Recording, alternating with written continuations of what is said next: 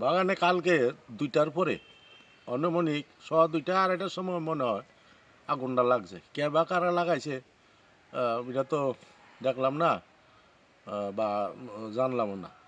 তো আমি খাওয়া দাওয়া করে রেস্ট করতাম যাবো, তখন একটা মেয়ের গিয়ে খবর কইছে যে আপনার বাগানে আগুন লাগবে।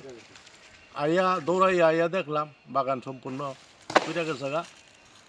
আর আমার মাথা মেমোরি আর কাজ করতেছে না।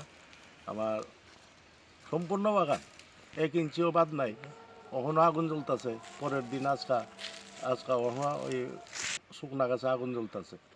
বাগান কতটুকু বাগান আছে? বাগানটা প্রায় 15 কানি বাগান।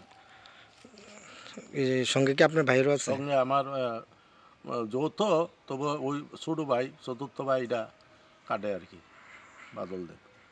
আর আমি হরিপুর দেব আমার আছে। গাছ আনুমানিক কত গাছ হইবে আপনার এখানে আছে? আনুমানিক 800 গাছ। কেমন ক্ষতি হইবে মনে করেন তো? ক্ষতি ওখানে প্রচুর ক্ষতি, তো প্রচুর প্রচুর। শীত তো আইয়া মনে করেন মাসে মাসে আপনার প্রায় 40,000 টাকা মাসে আয় হয় আর কি। প্রশাসনটা জানিয়েছিলেন? প্রশাসনে কালকে তো জানাইছি না, আজকে ওই থানাতে গেছিলাম। থানা অফিসার আজকে আইব, সেটা ইনভেস্টিগেশন করে সেটা তারপরে যা কিছু করার করব।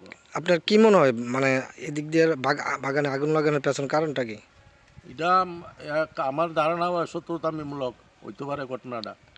হ্যাঁ, সত্যতামিমূলক কোন হইতে পারে ঘটনাটা। কোন জায়গাটা?